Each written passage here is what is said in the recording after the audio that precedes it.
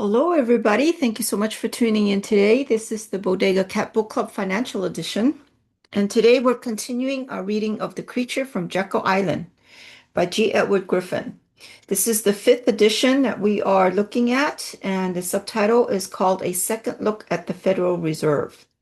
Before we begin, if you enjoy our book club and enjoy what we do here, please consider joining us for our other book clubs. On Mondays, we have our spiritual book clubs where we read spiritual books. And then Wednesdays, we have our health book club where we read books about health. And we have all the books that we've read in the past as well as the present books on YouTube.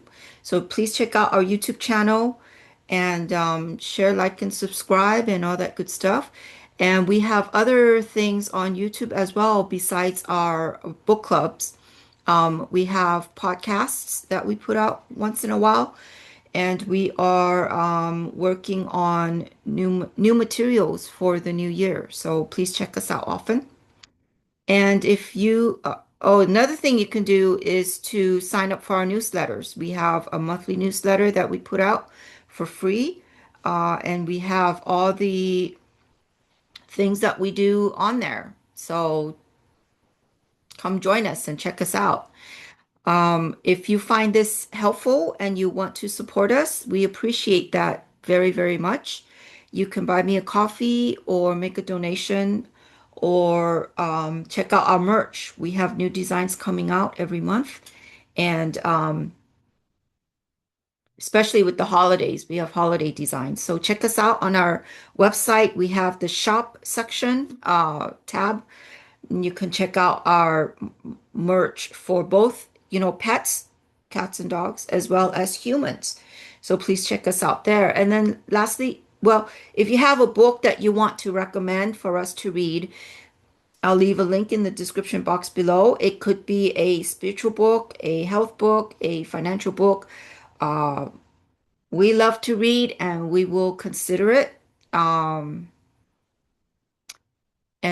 we'd love to read it. So, anyways, lastly, if you are in the Los Angeles area or if you're traveling on vacation or business, come join us in person. We'd love to meet you in person. We have a healing center. We use technologies based on Nikola Tesla's scalar wave research for holistic healing for both animals, cats and dogs, as well as humans. So check that out. We have all the information about that on our website. So check us out and come join us, come see us, come visit us. We'd love to meet you. Okay, so this is The Creature from Jekyll Island. And today's reading is chapter 24, part 2. If you have a book, you can follow with us there. If not, you can follow with us here on camera. And we have all our YouTubes on playlist. So you can download it, listen to it while you're jogging, in traffic. What else? When you're doing household chores, when you're walking your dog. Okay. So, anyways, and thank you so much for sticking with us. This is a very thick and large book, and we're almost to the end. And I give you lots of kudos to you who have stuck around. Okay. All right, here we go. The report from Iron Mountain. The substance of these stratagems can be traced to a think tank study released in 1966 called The Report from Iron Mountain.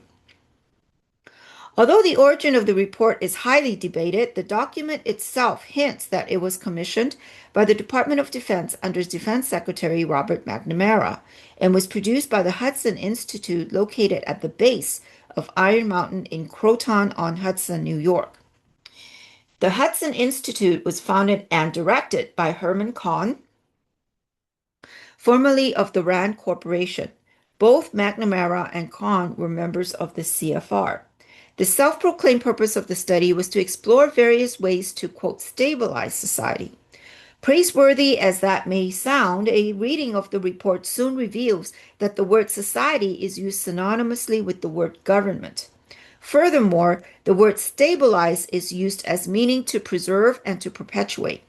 It is clear from the start that the nature of the study was to analyze the different ways a government can perpetuate itself in power, ways to control its citizens and prevent them from rebelling. It was stated at the beginning of the report that morality was not an issue. The study did not address questions of right or wrong, nor did it deal with such concepts as freedom or human rights. Ideology was not an issue, nor patriotism, nor religious precepts. Its sole concern was how to perpetuate the existing government. The report said, quote, previous studies have taken the desirability of peace, the importance of human life, the superiority of democratic institutions, the greatest good for the greatest number, the dignity of the individual, the desirability of maximum health and longevity, and other such wishful premises as axiomatic values necessary for the justification of a study of peace issues. We have not found them so. We have attempted to apply the standards of physical science to our thinking, the principal characteristic of which is not quantification, as is popularly believed, but that, in Whitehead's words, quote, it ignores all judgments of value, for instance, all aesthetic and moral judgments, end quote. And that paragraph quoted was from Leonard Lewin, editor. Report from Iron Mountain on the Possibility and Desirability of Peace. New York Dell Publishing, 1967, page 13 and 14. The major conclusion of the report was that in the past, war has been the only reliable means to achieve that goal. It contends that only during times of war or the threat of war are the masses compliant enough to carry the yoke of government without complaint. Fear of conquest and pillage by an enemy can make almost any burden seem acceptable by comparison. War can be used to arouse human passion and patriotic feelings of loyalty to the nation's leaders. No amount of sacrifice in the name of victory will be rejected. Resistance is viewed as treason. But in times of peace, people become resentful of high taxes, shortages, and bureaucratic intervention.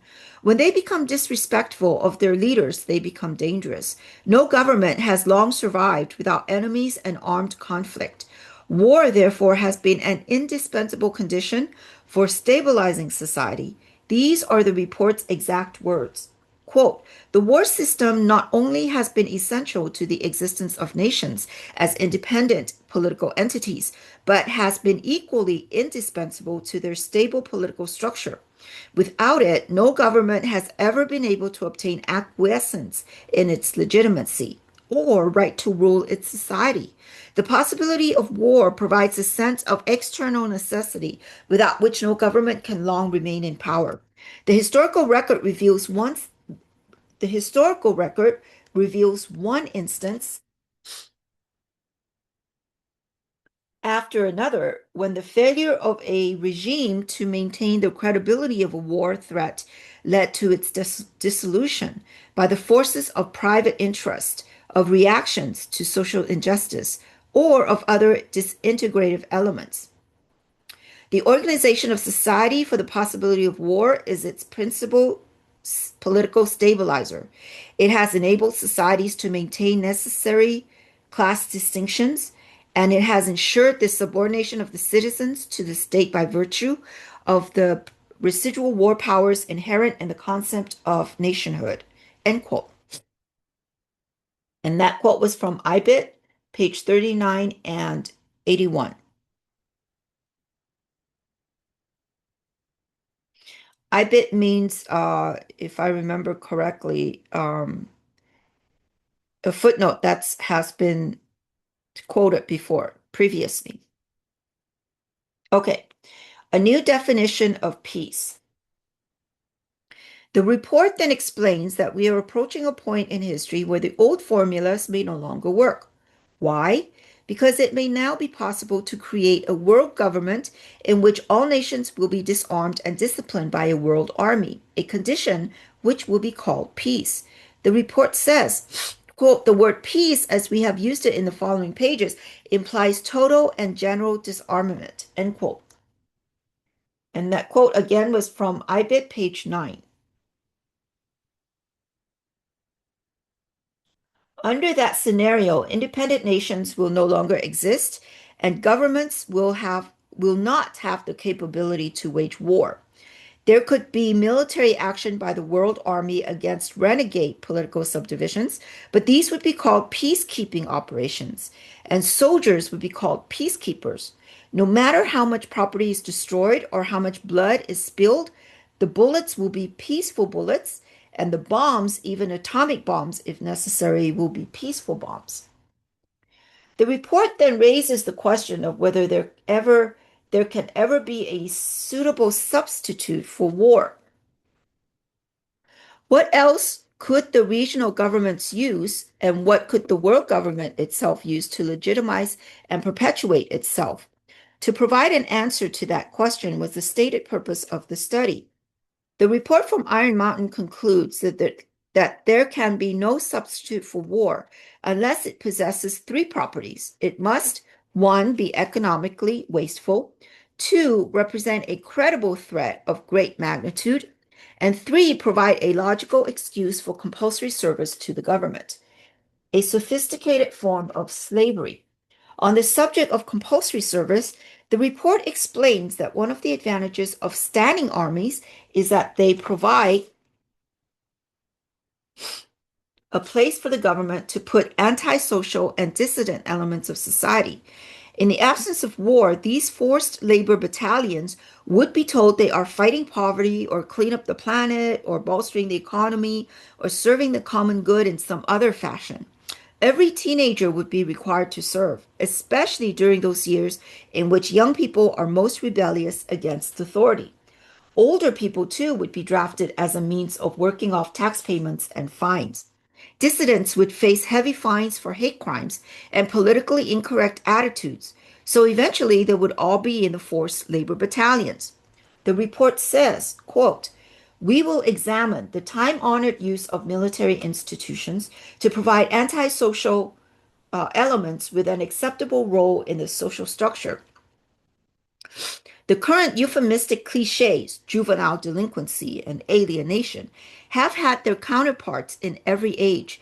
In earlier days, these conditions were dealt with directly by the military without the complications of due process, usually through press gangs or outright enslavement. Most proposals that address themselves, sorry, oh, dry mouth here. Most proposals that address themselves explicitly or otherwise to the post-war problem of controlling the socially alienated turn to some variant of the Peace Corps or the so-called Job Corps for a solution.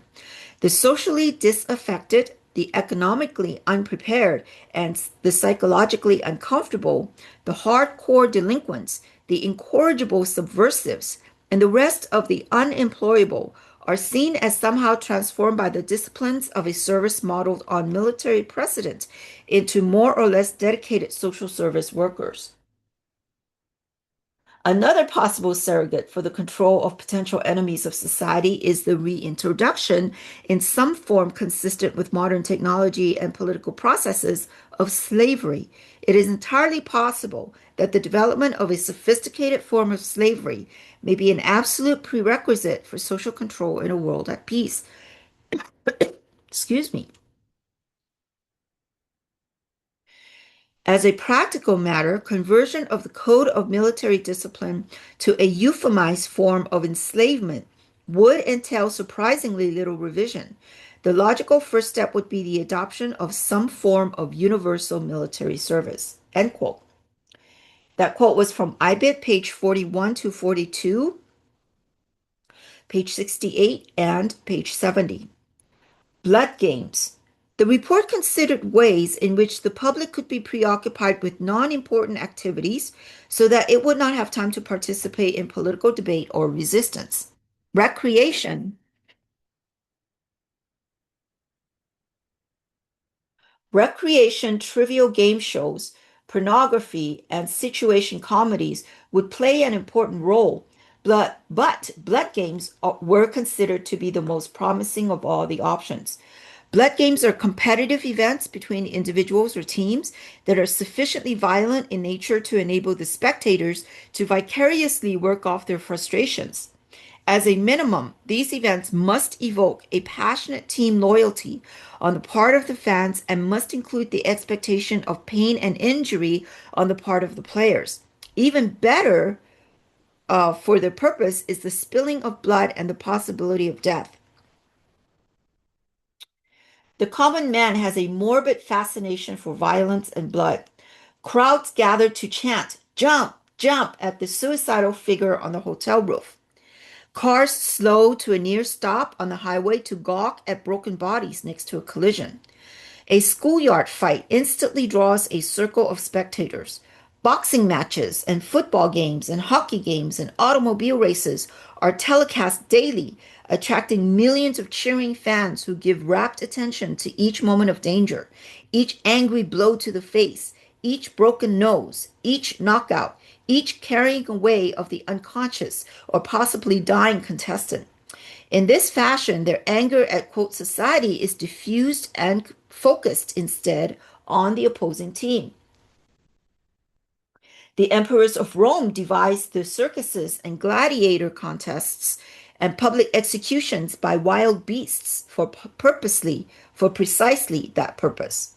Before jumping to the conclusion that such concepts are absurd in modern times, recall that during the 1985 European Soccer Championship in Belgium, the spectators became so emotionally involved in the contest that a bloody riot broke out in the bleachers, leaving behind 38 dead and more than 400 injured.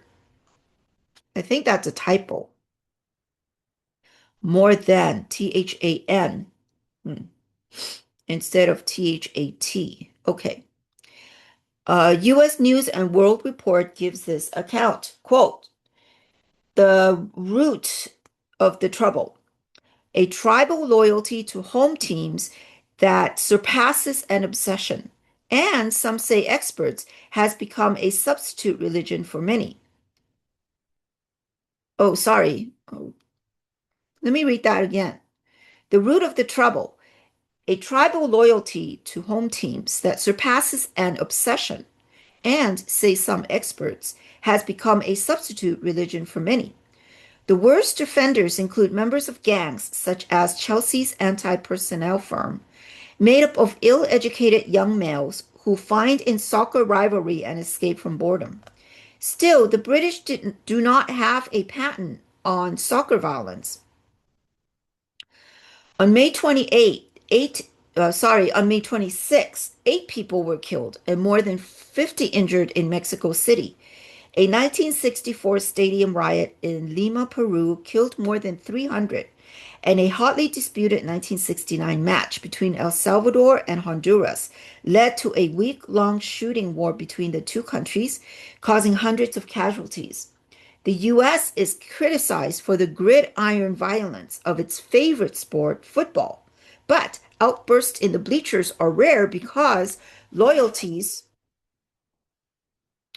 are spread among many sports and national pride is not at stake, said Thomas Tutko, professor of psychology at California's San Jose State University. Quote, in these other countries, it used to be their armies. Now it's their competitive teams that stir passions, end quote. And that quote was from British Soccer's Day of Shame, U.S. News and World Report, June 10, 1985, page 11.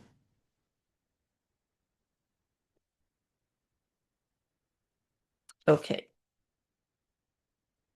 Having considered all the ramifications of blood games, the report from Iron Mountain concluded that they were not an adequate substitute for war.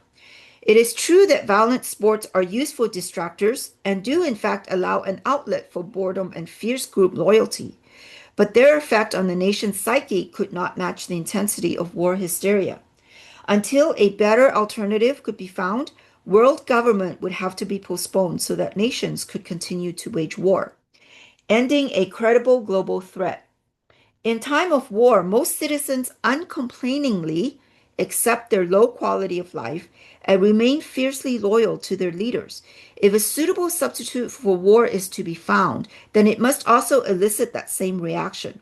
Therefore, a new enemy must be found that threatens the entire world, and the prospects of being overcome by that enemy must be just as terrifying as war itself. The report is emphatic on that point. Quote, allegiance requires a cause requires an enemy. This much is obvious. The critical point is that the enemy that defines the cause must seem genuinely formidable. Roughly speaking, the presumed power of the enemy sufficient to warrant an individual's sense of allegiance to a society must be proportionate to the size and complexity of the society.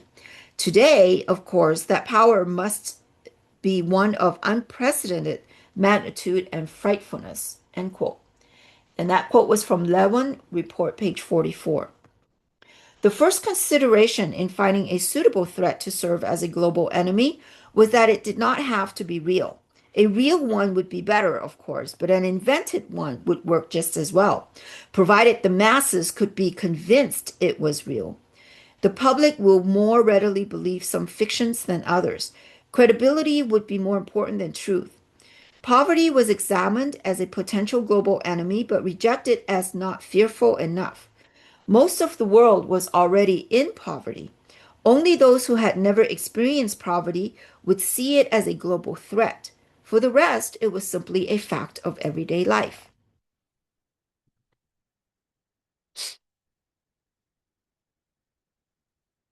An invasion by aliens from outer space was given serious consideration.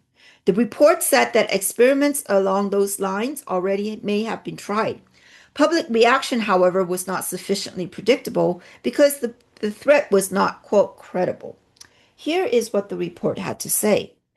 Credibility, in fact, lies at the heart of the problem of developing a political substitute for war. This is where the space race proposals, in many ways so well suited as economic substitutions for war, fall short. The most ambitious and unrealistic space project cannot of itself generate a believable external menace. It has been hotly argued that such a menace would offer the last best hope of peace, etc., by uniting mankind against the danger of destruction by creatures from other planets or from outer space.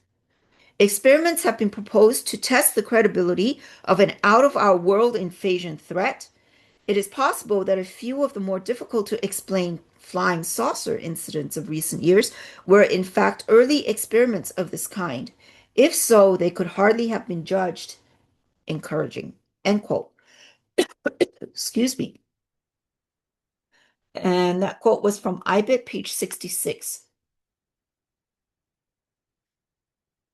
This report was released in 1966 when the idea of an alien presence seemed far-fetched to an average person.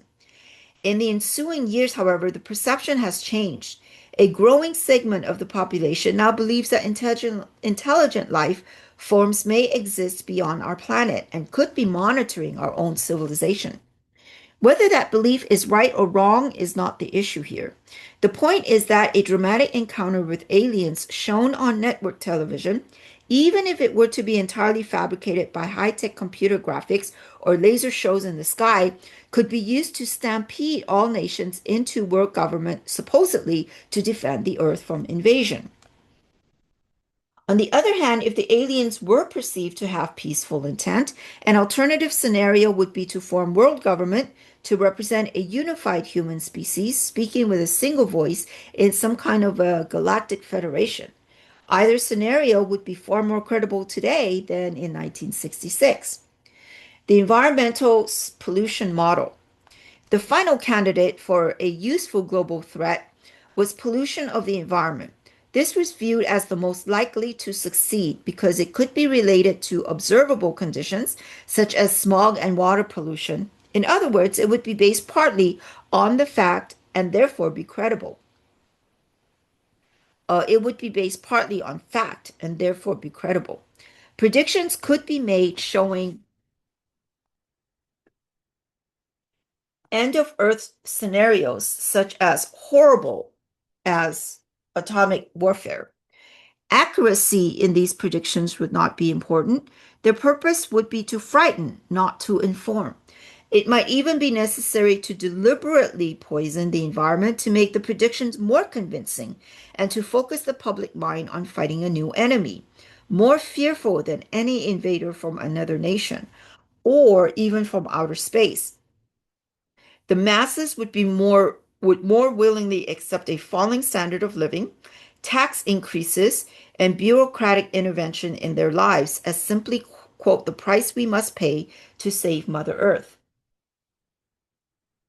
A massive battle against death and destruction from global pollution possibly could replace war as justification for social control. Did the report from Iron Mountain really say that? It certainly did, and much more. Here are just a few of the pertinent passages. Quote, when it comes to postulating a credible substitute for war, the alternate enemy must imply a more immediate, tangible, and directly felt threat of destruction. It must justify the need for taking and paying a blood price in wide areas of human concern. In this respect, the possible substitute enemies noted earlier would be insufficient. One exception might be the environmental pollution model, if the danger to society it posed was genuinely imminent. The the fictive models would have to carry the weight of extraordinary conviction, underscored with a not inconsiderable actual sacrifice of life. It may be, for instance, the gross pollution of the environment can eventually replace the possibility of mass destruction by nuclear weapons as the principal apparent threat to the survival of the species. Poisoning of the air and of the principal sources of food and water supply is already well advanced and at first glance would seem promising in this respect. It constitutes a threat that can be dealt with only through social organization and political power. It is true that it is true that the rate of pollution could be increased selectively for this purpose. But the pollution problem has been so widely publicized in recent years that it seems highly improbable that a program of deliberate environmental poisoning could be implemented in a politically acceptable manner. However unlikely some of the possible alternative enemies we have mentioned may seem, we must emphasize that one must be found of credible quality and magnitude if a transition to peace is ever to come without social disintegration. It is more probable in our judgment that such a threat will have to be invented. And that quote, end quote. That quote was from IBIT, page 66 to 67, and page 70 to 71. When the report was written, terrorism had not yet been considered as a substitute for war. Since then, it has become the most useful of them all. Do not expect it to be defeated by Fabians. It serves their purpose too well.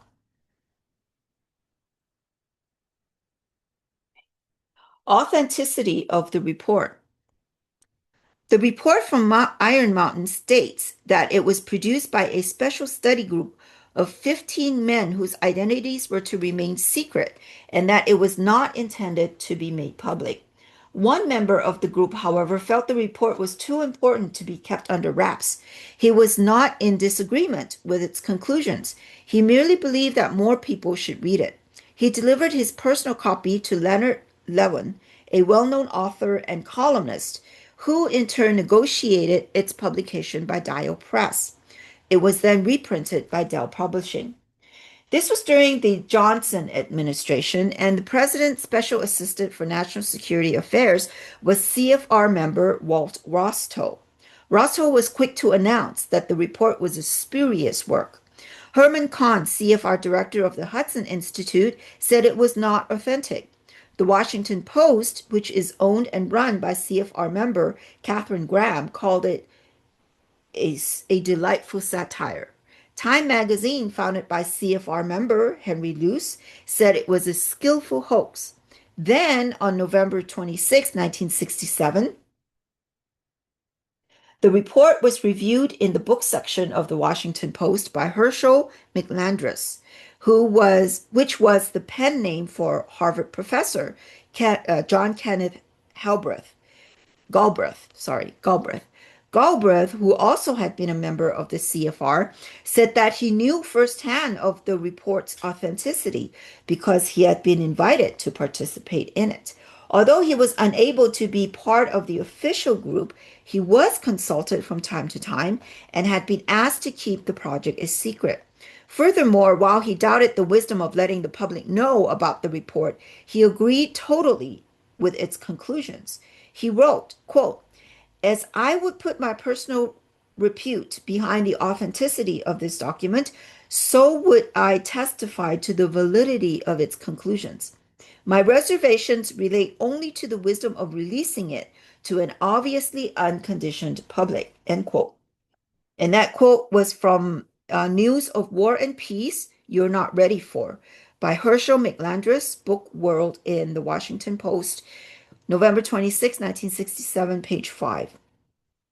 6 weeks later, in an Associated Press dispatch from London, Galbraith went even further and jokingly admitted that he was, quote, a member of the conspiracy, end quote. And that quote was from the Times Diary, London Times, February 5th, 1968, page 8. That, however, did not settle the issue. The following day, Galbraith backed off.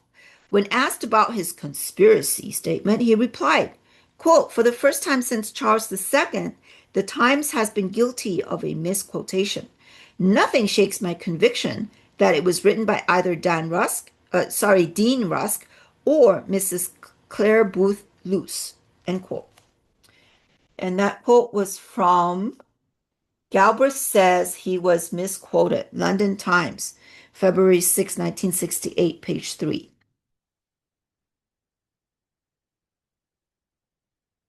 The reporter who conducted the original interview was embarrassed by the allegation and did further research. 6 days later, this is what he reported. Quote, misquoting seems to be a hazard to which Professor Galbraith is prone. The latest edition of the Cambridge newspaper Varsity quotes the following tape-recorded interchange. Interviewer, are you aware of the identity of the author of Report from Iron Mountain? Galbraith, I was in general a member of the conspiracy, but I was not the author. I have always assumed that it was the man who wrote the foreword, Mr. Lewin. End quote. And that quote was from Touche Professor, London Times, February 2nd, 1968, page 8. So, on at least 3 occasions, Galbraith publicly endorsed the authenticity of the report, but denied that he wrote it. Then who did? Was it Leonard Lewin after all? In 1967, he said he did not. In 1972, he said that he did.